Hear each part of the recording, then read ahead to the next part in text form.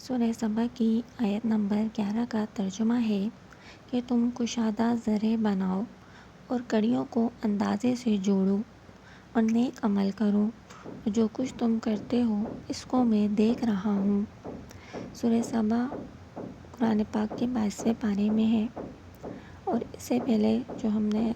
سورہ سبا کی آیت نمبر 10 پڑھی تھی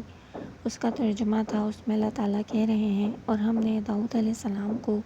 اپنی طرف سے بڑی نعمت دی، اے پہاڑوں تم بھی اس کے ساتھ تسبیح کرنے میں شرکت کرو، اور اسی طرح پرندوں کو بھی حکم دیا، اور ہم نے اس کے لیے لوہے کو نرم کر دیا اب اس کے آگے سے آیت نمبر 11 شروع ہو رہی ہے کہ تم کشادہ زرع بناؤ اور کڑیوں کو اندازے سے جوڑو اور نیک عمل کرو، اور جو کچھ تم کرتے ہو اس کو میں دیکھ رہا ہوں۔ یہ سورہ سبا کی آیت نمبر 11 ہے۔ کل جو ہم نے آیت نمبر 10 پڑھی تھی اس میں یہ ذکر تھا کہ حضرت داؤد علیہ السلام اپنے اہل و عیال کے خرچ کے لیے بیت المال سے رقم نہیں لینا چاہتے تھے، تو وہ خود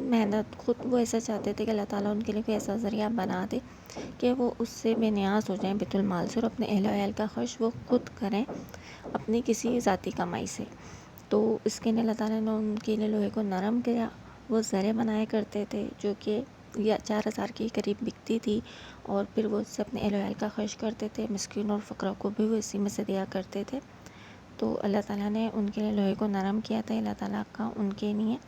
احسان تھا، مہربانی تھی، اور اللہ تعالیٰ کا معجزہ بھی تھا ان کے لیے۔